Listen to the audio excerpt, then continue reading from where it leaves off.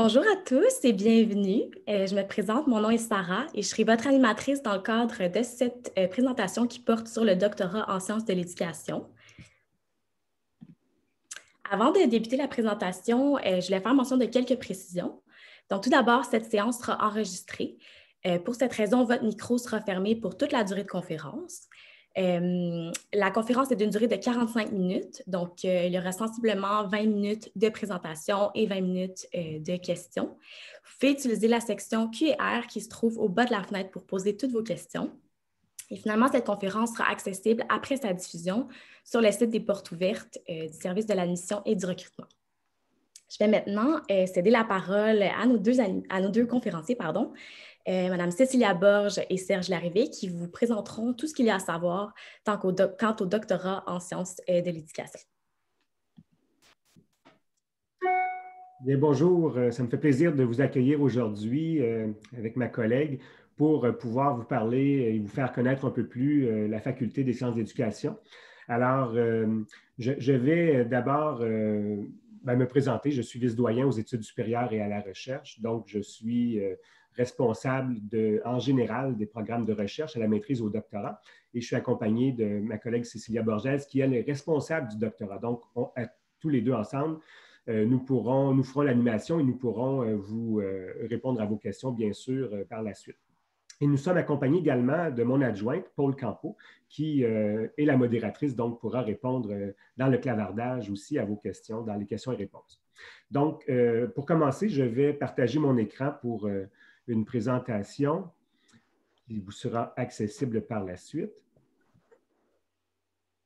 Donc, poursuivre des études de doctorat en sciences d'éducation, à quoi il faut penser, à quoi ça peut ressembler. Alors, dans un premier temps, il faut savoir qu'à l'Université de Montréal, si vous faites le choix de venir étudier chez nous, c'est un excellent choix, bien sûr, parce que l'Université de Montréal est classée première au Québec en enseignement supérieur et troisième parmi les universités canadiennes les plus dynamiques en recherche. Elle est vraiment une université de pointe et en sciences d'éducation, on occupe une place importante, notamment au Québec, mais aussi à l'international. Il y a évidemment un grand nombre d'étudiants, donc on accueille plus de 10 000 étudiants internationaux sur environ 45 000 étudiants. Et là encore là, dépendant des statuts des étudiants, à temps plein, de mi-temps, en formation continue, en formation initiale, etc. Alors, il y a vraiment un grand éventail de possibilités d'études et c'est ce qui fait qu'il y a aussi un grand éventail d'étudiants de profils différents surtout. Et tout ça, et bien sûr, il y a des gens pour vous accompagner. Et à l'université, il y a environ 5 000 professeurs, chercheurs, chargés de cours. Alors, comme vous voyez, l'Université de Montréal est quand même un milieu très riche et très diversifié. Je veux vous présenter rapidement une courte vidéo promotionnelle que l'université a faite parce que ça vous donne en 1 minute et demie plein d'images qui vont vous donner le goût, qui vont vous montrer visuellement à quoi ça peut ressembler. Alors, je vais l'initier et ensuite on poursuit.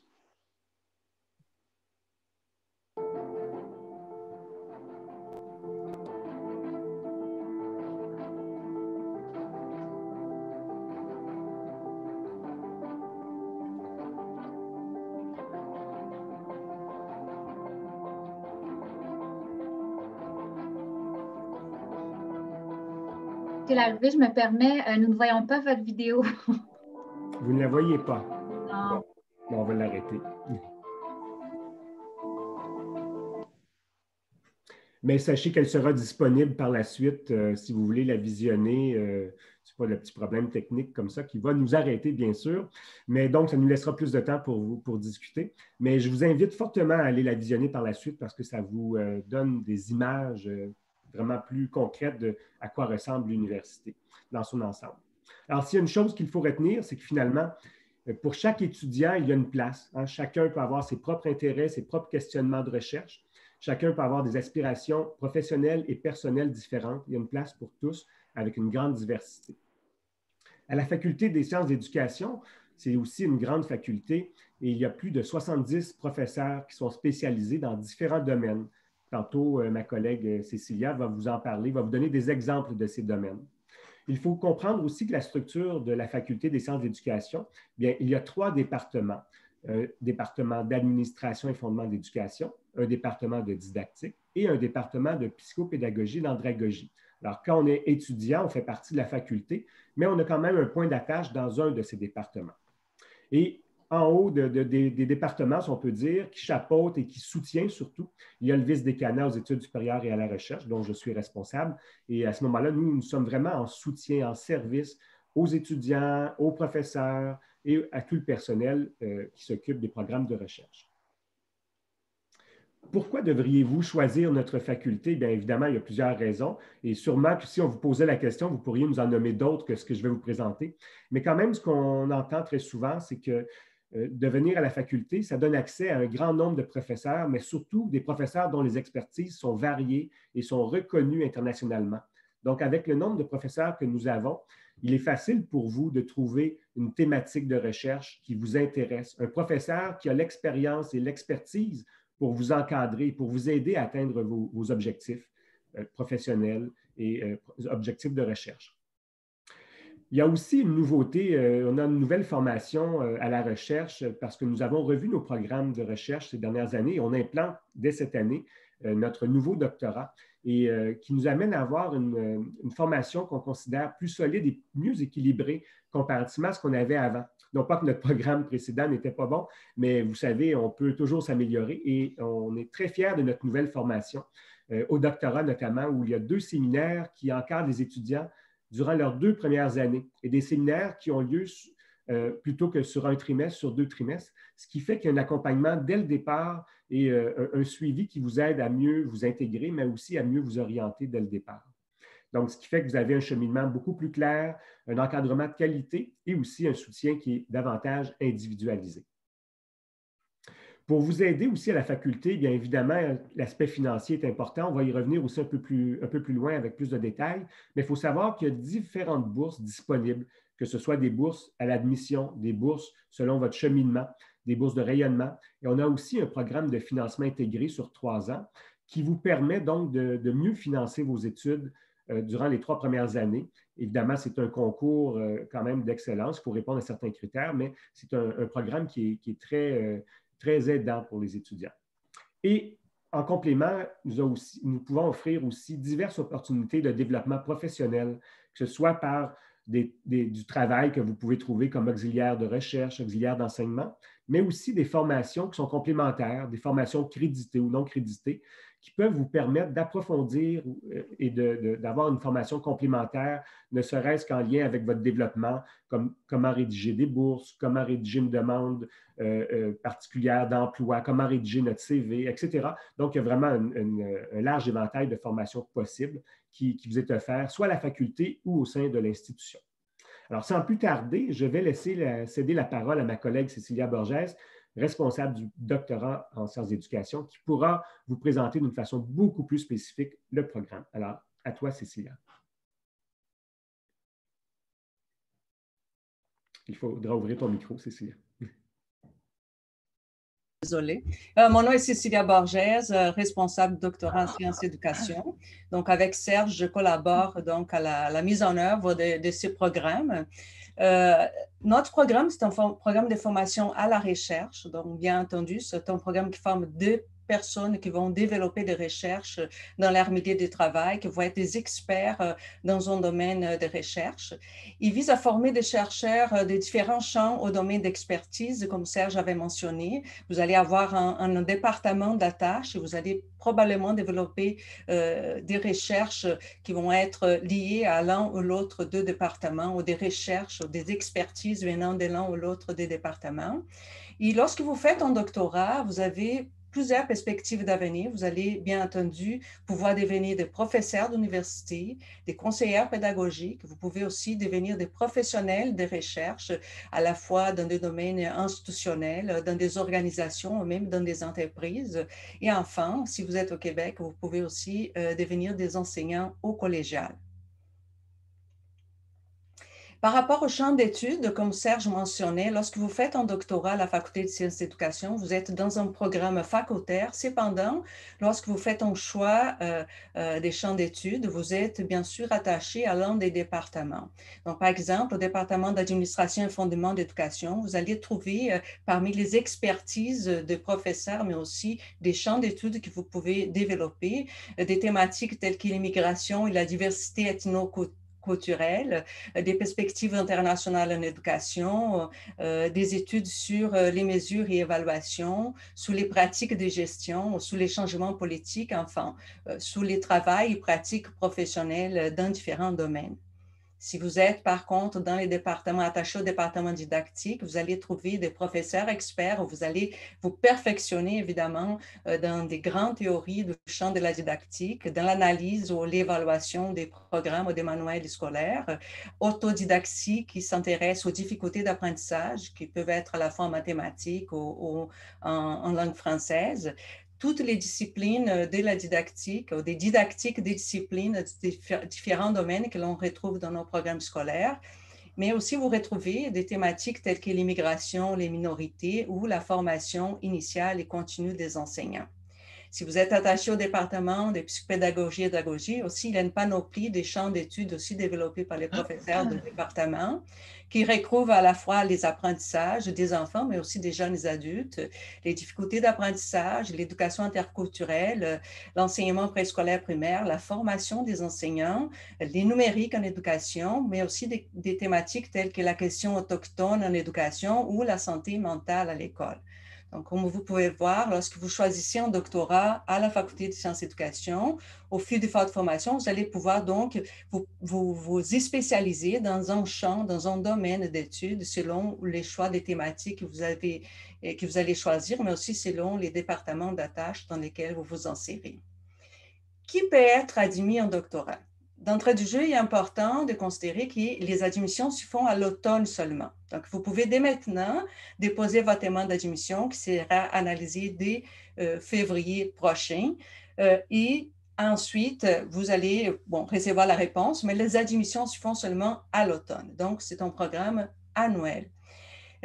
Pour être admis, vous devez avoir un grade équivalent à la maîtrise de l'Université de Montréal ou attester une formation jugée équivalente à la maîtrise. Vous devez aussi avoir obtenu au deuxième cycle une moyenne d'au moins 3,3 sur 4,3 ou équivalent.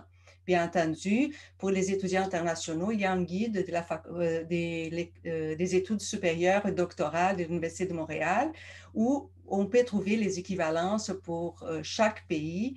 Et donc, ça nous permet donc d'identifier les moyennes des étudiants.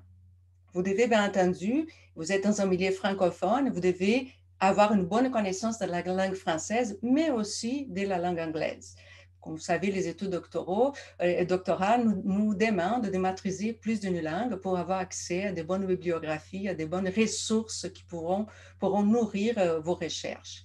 Et un candidat peut être appelé à se soumettre à un test de connaissance en français, puisque la langue française est très importante pour, non seulement parce que vous êtes dans une université francophone, mais aussi parce que vous écrivez dans la langue française. Donc, la qualité de la langue est très, très, je ne dirais pas surveillée, mais très primée dans les études doctorales. Par rapport au statut, c'est important, les scolarités, les statuts, comme Serge mentionnait, les statuts de l'étudiant est inscrit à temps plein ou à demi-temps. Donc, vous pouvez avoir un statut à la fois à temps plein ou à demi-temps, mais ceci a une incidence sur votre scolarité. Bien entendu, ici, je vous présente à quoi correspond une scolarité minimale et une scolarité maximale. Donc, les scolarités minimales exigées pour un programme de doctorat des 6 trimestres, c'est-à-dire 2 ans à plein temps ou équivalent. Elles se déroulent, bien entendu, à l'Université de Montréal ou dans un lieu autorisé par les doyens. Et la scolarité maximale est de 15 trimestres, soit 15 ans pour un étudiant inscrit à temps plein, et de 18 trimestres, c'est-à-dire 6 ans, pour un étudiant inscrit à demi-temps, en excluant, bien entendu, les interruptions, les congés ou les trimestres de préparation. Regardons donc plus de près les structures du programme. Comme Serge mentionnait, nous avons un nouveau programme dont nous sommes très, très fiers, un programme qui a un bloc en tronc commun, des cours pour tous les étudiants. Ensuite, il y a les champs d'expertise ou de spécialisation des étudiants. Donc, dans ces blocs, dans ces troncs communs, vous allez trouver 3 blocs. Les blocs 1, avec des cours obligatoires. Donc, Serge mentionnait les séminaires des doctorats 1 et séminaires des doctorats 2. Ce sont 2 séminaires très importants dans votre formation. Ce sont des séminaires, le premier va vous préparer à votre examen général des synthèses. Et les séminaires 2 vont vous préparer à votre devis doctoral, donc à l'écriture de votre devis doctoral. Ensuite, il y a un bloc à options où vous allez pouvoir choisir un cours de recherche et analyse quantitative avancée ou un cours de recherche, analyse qualitative avancée. Parce qu'on s'attend que l'étudiant qui arrive chez nous, il a déjà donc les bases à la fois en quantitative et en qualitative et pourrait choisir l'un de ces cours dans un format avancé qui est plus adapté aux besoins des étudiants qui sont au niveau doctoral. Enfin, vous avez un bloc des cours options, qui sont des cours au choix parmi la liste des cours offerts au 2e, 3e cycle à la faculté. Le 4e bloc que vous avez vu, il y a trois ramifications qui correspondent au département d'attache. C'est des blocs dédiés à votre spécialisation, donc à votre examen général de synthèse, à votre devis de recherche, au développement de votre thèse, et tout ça pour un total de 90 crédits. Si on regarde les cheminements d'un étudiant, pour vous donner un aperçu à quoi ressemble un cheminement d'un étudiant, ici nous avons présenté en 5 ans. Donc, la première et deuxième année, bien sûr, sont consacrées à la scolarisation de l'étudiant. Donc, dans la première année, déjà à l'automne, vous commencez le séminaire doctoral 1 qui s'y poursuit dans la session d'hiver. Vous allez pouvoir choisir un cours à option. À la fin de cette année, précisément à l'été, donc vous serez prêt pour réaliser votre examen général des doctorats. À l'année 2, donc vous poursuivez votre scolarisation avec le séminaire 2 qui doit vous préparer à écrire et déposer votre devis de recherche, donc pendant l'automne et l'hiver. À l'été, donc, vous déposez votre devis de recherche et vous suivez l'un ou l'autre des cours de recherche avancés que vous allez pouvoir évidemment poursuivre dans votre formation. Ensuite, dans l'année 3, donc si vous suivez un parcours à temps plein, évidemment, dans l'année 3, vous allez avoir les statuts rédaction. Donc, vous pouvez déposer votre demande de certificat d'éthique et commencer votre collecte de données qui va se poursuivre, bien entendu, peut-être dans cette année à l'hiver ou même à l'été. Et vous poursuivez votre collecte de données jusqu'à commencer l'analyse. On s'entend qu'à 4e année, vous êtes déjà en mesure de commencer vos analyses et rédaction de votre thèse doctorale. Et on les souhaite bien que vous les terminez en 4 ans. Donc, les dépôts initiaux de la thèse en 4 ans, pouvant se prolonger jusqu'à la 5e année. Certains étudiants le prolongent jusqu'à la 5e année et il faut dire qu'il y a une moyenne de temps, de durée dans les études doctorales qui tourne autour de 5 ans. Certains étudiants, exceptionnellement, mais très exceptionnellement, c'est vraiment très minime, terminent en 3 ans. C'est très rare, on pourrait parler là-dessus après, mais généralement en 4-5 ans, les étudiants terminent leur doctorat dans cet cheminement nouveau qui vous est proposé, avec un accompagnement qui est plus soutenu avec les 2 séminaires de recherche doctorale, un pour vous accompagner à la préparation de l'examen général et l'autre pour vous accompagner dans la préparation de votre devis de recherche. Merci, Cécilia. Alors, les prochaines diapos, je vais les passer rapidement, mais comme je dis, vous pourrez avoir accès. C'est pour vous donner une idée des coûts. Et Cécilia vient de mentionner le nombre d'années qu'on peut prendre pour réaliser le doctorat. Et vous verrez que ça vaut la peine de mettre du temps pour pouvoir le faire plus rapidement possible parce que vous allez sauver de l'argent. Alors ici, vous avez un exemple de coûts minimaux ou approximatifs. Évidemment, ça peut varier, mais ça vous donne quand même une bonne idée. Pour les étudiants internationaux en général, donc les droits de base, le supplément pour les internationaux, les coûts en assurance et autres, le total des études. Ensuite, il y a une bourse d'exemption qui est donnée par l'université. Vous voyez que le montant de la bourse, 20 484, correspond au montant du supplément. Donc, ça vient annuler le coût que vous avez comme international en supplément, ce qui vous donne un total après les études. Ensuite, combien peut vous coûter environ le logement et les subsistances? Ça peut varier, bien sûr, c'est approximatif, mais quand même, ça peut être réaliste de penser minimalement ces coûts pour un total par année. Et là, vous voyez que Si vous le faites en 4 ans, combien ça peut vous coûter? 84 526 $, alors que si vous prenez une année de plus, vous montez à 103 000. Alors, c'est quand même, c'est non négligeable. Et ça vaut la peine donc de tenter de tout faire pour réaliser le doctorat le plus rapidement possible. Une autre diapo présente les mêmes informations, mais pour les étudiants français ou belges, puisqu'il y a des ententes avec l'université sur les droits de scolarité. Donc, ça varie un peu, mais quand même, il y a un tableau aussi qui vous présente les différents types de demandes, de coûts, pardon. Et un troisième tableau, on pourrait y revenir de toute manière, parce que je ne veux pas prendre trop de temps, ce serait très long de les regarder en détail. Pour des étudiants québécois à ce moment-là, évidemment, ici, on ne présente pas les coûts pour les frais de logement ou de subsistance, mais on est conscient qu'il y a des étudiants québécois qui ont besoin, qui ont ces types de dépenses, mais vous pouvez donc faire le calcul. Évidemment, vous avez peut-être plus de possibilités parfois d'arrangement pour le logement à ce moment-là. Donc, vous aurez un aperçu pour pouvoir calculer combien peuvent vous coûter des études doctorales à l'université. Tantôt, j'ai parlé du coût des études et du financement. Donc, des exemples de financement, ici, des exemples de bourses, elles ne sont pas toutes là. Il y en a beaucoup de concours de bourses. D'ailleurs, souvent, les étudiants nous écrivent en nous demandant quelles sont les bourses offertes. Et on ne pourrait pas vous donner l'ensemble des bourses. Il y en a tellement. Il y a des bourses qui proviennent de la faculté, d'autres de l'institution et d'autres d'organismes subventionnaires externes. Alors, il y a vraiment un grand choix et chacune a ses critères et peut faire que vous êtes admissible ou non. Donc, on vous en donne un certain nombre, puis peut-être ce qu'il faut garder en tête, c'est qu'il y a différents moments où vous pouvez obtenir des bourses. Par exemple, à l'admission, des bourses d'excellence, il y en a vraiment un grand nombre. Évidemment, au doctorat, l'excellence est quand même omniprésente. Et justement, si vous suivez le cheminement du dépôt du devis ou de la thèse dans certains temps, vous pouvez obtenir automatiquement une bourse, peu importe votre moyenne. Et il y a des bourses de rayonnement également pour vous aider, par exemple, à aller présenter les résultats de votre recherche. Donc, sans aller plus loin, vous savez qu'il y a un grand nombre de choix de bourses possibles. Quand déposer une demande d'admission, bien, Cécilia l'a mentionné tantôt, vous pouvez le faire donc dès maintenant. On va étudier en février les demandes pour donner des réponses, mais le processus se poursuit jusqu'au printemps. Mais évidemment, plus vous faites rapidement, plus vous avez de chances de trouver une direction qui est disponible pour accueillir et accepter d'encadrer des étudiants. Donc, c'est pourquoi il ne faut pas trop tarder quand c'est possible, particulièrement lorsqu'on est un étudiant international et qu'il y a d'autres arrangements à faire aussi. Est-ce que vous devez avoir trouvé votre direction de recherche? Pas obligatoirement. Si vous en avez une et que vous avez des contacts, tant mieux. Sinon, on va vous aider à trouver, évidemment, un professeur qui est en lien avec vos thématiques de recherche, vos intérêts de recherche. Et comment déposer une demande? Bien sûr, en allant sur le site d'admission de l'université. Des personnes ressources pour vous aider, eh bien, Mme Borges, comme vous le savez.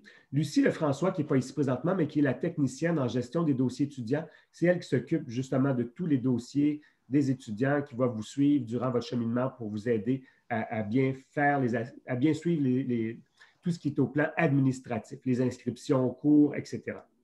Et Paul Campeau, qui est la modératrice, et moi-même. Donc, vous pouvez nous communiquer avec nous et évidemment, si on ne peut pas vous répondre, on va vous diriger vers la meilleure personne possible pour le faire. Et voilà, donc on est disponible maintenant. On voulait garder du temps, aller moins en profondeur, mais garder du temps pour des questions sur les sujets qu'on a abordés ou d'autres.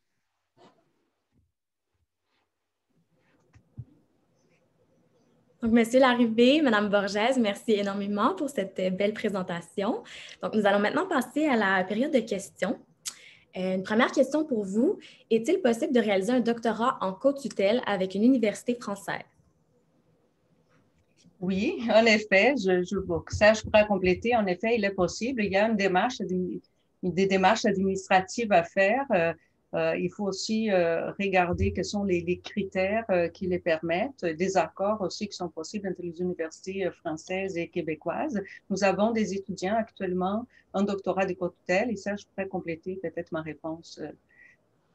Oui, tout à fait. Alors, peut-être le conseil que je peux vous donner, si vous avez un intérêt pour une co-tutelle, une des démarches qui est assez pressante, en fait, qu'il faut amorcer le plus rapidement possible, c'est de trouver justement les deux directions de recherche, celle dans votre pays et celle à l'université, à la faculté, parce qu'il y a une coordination à faire un petit peu plus exigeante que pour un doctorat ordinaire ou régulier, si on peut dire. parce qu'il y a plus de personnes impliquées. Donc, pour mettre en contact les deux directions de recherche, pour s'entendre sur le sujet, les modalités, puis les deux institutions dans leur fonctionnement. Donc, tout ça est tout à fait possible. Alors, moi, je vous dirais, si vous avez un intérêt pour cela, commencez des démarches pour trouver une direction, mais vous pouvez aussi nous contacter. On va vous aider à amorcer ou à poursuivre ces démarches-là également. Et seulement pour compléter, Serge, il faut dire, parce que je suis en cas de l'une des étudiantes qui est en co-tutelle, qui, dans les buts dans l'ensemble de son cheminement, l'étudiant doit répondre aussi aux exigences de deux institutions qui sont impliquées, à la fois l'institution québécoise, mais aussi l'institution française. Donc, c'est pour ça que c'est important, les contacts très tôt avec les coordinateurs et l'entente qui va être définie à la base pour la co-tutelle. Merci beaucoup. Nous avons une autre question. Quels sont les critères sur lesquels les étudiants, les dossiers sont évalués? Je peux commencer à répondre. Ça, je pourrais me compléter par la suite. Donc, les étudiants sont évalués d'abord. Il faut avoir les grades, donc les grades de maîtrise ou équivalent pour l'Université de Montréal. La moyenne de 3,3. Qui est très importante pour aussi la sélection des dossiers. Aussi, vous allez voir sur notre page web, nous avons un formulaire de motivation à faire un doctorat. Dans ces formulaires, il y a plusieurs questions qui sont posées à l'étudiant sur ses expériences antérieures, son CV, mais surtout, on demande une ébauche dans des projets de recherche en 2 pages où l'étudiant donc circonscrit son objet d'étude avec sa problématique, petite ébauche de méthodologie, comment il envisage. Ceci nous aide à trouver les directeurs. Comme disait Serge, ce n'est pas obligé d'avoir les directeurs, mais il faut les trouver, les directeurs. Donc, si la personne n'a pas encore un contact, une acceptation d'un professeur, sous la base des documents fournis par l'étudiant, bien sûr, son diplôme précédent, ses notes aussi précédentes, son projet de recherche, ceci va nous permettre d'entrer en contact avec des professeurs de la faculté qui travaillent dans les champs d'études de l'étudiant et on va les mettre en contact pour voir si le professeur est en mesure de soutenir l'étudiant dans son doctorat et de l'accepter en tant qu'étudiant. Donc, il y a cet ensemble d'éléments qui sont pris en compte lorsqu'on analyse un dossier. Le relevé des notes, bien sûr, est très important lorsqu'on, non seulement la moyenne finale, mais l'ensemble des cours suivis par l'étudiant. Oui, si je peux compléter, effectivement, si à la base, c'est assez facile pour nous, assez rapide en fait, de pouvoir dire est-ce que le dossier répond aux exigences en lien avec la moyenne, parce que ça, on le voit rapidement, la démarche pour trouver une direction de recherche, parce que nous, on ne voudrait pas accepter un étudiant, puis arriver plus tard, lui dire, bien, on n'a pas de direction de recherche, puis c'est assez désolant de pouvoir donner cette réponse-là. C'est pourquoi, plus tôt vous faites votre demande d'admission, plus tôt on peut commencer le suivi, si vous répondez à l'ensemble des critères, pour trouver une direction. Parce que votre dossier peut être excellent, mais si la thématique sur laquelle vous voulez travailler, on ne trouve pas de direction, on ne pourra pas vous admettre. Mais vous voyez en même temps, vous avez une grande chance. Comme je l'ai mentionné au départ, il y a un grand nombre de professeurs qui abordent un grand nombre également de thématiques. Donc, les chances sont quand même assez grandes de trouver quelqu'un qui travaille sur un sujet en lien avec votre expertise. Mais aussi, ça exige du temps d'échange parce qu'évidemment, il peut y avoir plus d'un professeur intéressé à travailler avec vous. Et là, vous pouvez entrer en contact et nous, de toute façon, on va vous mettre en contact avec le ou les professeurs pour que vous puissiez échanger. Parce que réaliser un doctorat, c'est un gros projet d'études et sur plusieurs années. Alors, c'est important que vous ayez aussi des affinités, que vous vous sentiez en confiance avec le professeur qui va vous diriger. Donc, c'est pourquoi c'est important de s'y prendre tôt pour amorcer ces discussions. Si je peux compléter une information, c'est ce qui est important. Prenez le temps de regarder les expertises des professeurs de la faculté, les champs d'études des professeurs, qu'est-ce qu'ils font les professeurs, sur quoi ils étudient. C'est ça qui vous permet de faire un choix. Et surtout, évitez d'envoyer des messages à tous les professeurs de la faculté parce que ça ne serait pas bien vu pour vous et ça montre que vous ne savez pas exactement qu'est-ce que vous voulez étudier. Donc, c'est important de prendre le temps de regarder et même quand vous remplissez votre formulaire, d'indiquer donc les professeurs que vous jugez qui pourront vous diriger parce qu'il y a une thématique qui correspond à vos intérêts de recherche. Tout à fait. Le formulaire dont parle Cécilia, il est très important parce que c'est ce qui nous aide, l'outil qui nous aide vraiment à vous aider par la suite à trouver une direction. Super, merci beaucoup. Ensuite, nous avons une autre question. Quel est le parcours en termes de formalité d'inscription d'un étudiant étranger domiciliés actuellement en France et désireux de s'inscrire au doctorat au sein de votre université? Donc, les parcours, je peux commencer. Bon, d'abord, c'est l'examen du dossier. Bien sûr, vous avez jusqu'au 1er février pour déposer vos dossiers. Donc, dès que les dossiers sont déposés, on commence à faire l'analyse des dossiers. Cependant, si vous les déposez avant, comme disait Serge, ça nous permet d'aider à chercher les directeurs des recherches. C'est que c'est très important. Ça peut prendre un certain temps. Bon, ensuite, une fois que l'étudiant est accepté, il y a toute la démarche auprès de bureau des étudiants internationaux. Et ça, c'est très important parce que l'étudiant ensuite doit faire soit demande des permis d'études avec les documents d'acceptation de l'université. Il y a aussi les permis, les certificats peut-être pas pour les Français, mais les certificats d'acceptation du Québec, c'est un document qui est très important aussi. Moi-même, je suis une étudiante étrangère à l'Université de Montréal quand j'ai commencé, donc je me souviens un peu de mon parcours. J'ai fait mon post-doctorat aussi, donc dès les moments de l'acceptation, ensuite, il y a toute la démarche auprès des organismes. Il y a autant les bureaux des étudiants internationaux qui peuvent vous aider aussi dans cette démarche, dans les procédures. Ça peut prendre parfois 6 mois, donc c'est pour ça qu'il faut s'y prendre d'avance. Et plus rapidement on traite les demandes, plus rapidement l'étudiant peut arriver ici. Dans certains cas, certains pays, on sait que ça peut prendre plus de temps. Ça peut prendre plus de 6 mois dans la préparation des papiers, dans les organismes qui traitent les dossiers, les demandes des visas et tout d'études. Donc, c'est pour ça qu'il est plus tôt vous faites vos demandes, plus tôt on peut les analyser et on peut... donc, une demande tardive qui arrive en juin, il y a une date finale pour analyser les demandes. Ce n'est plus possible. C'est très difficile de penser qu'un étudiant qui va avoir une admission, un résultat d'admission en juin, juillet, qui va arriver ici facilement, surtout avec la crise sanitaire. Je sais que c'est plus long aussi auprès des organismes fédéraux aussi. Peut-être, comme je ne sais pas, là, il y a des étudiants internationaux, mais peut-être aussi nationaux qui sont présents. Alors, le 1er février, c'est comme une date importante où vous pouvez vous dire, tenter de déposer votre demande d'ici cette date-là.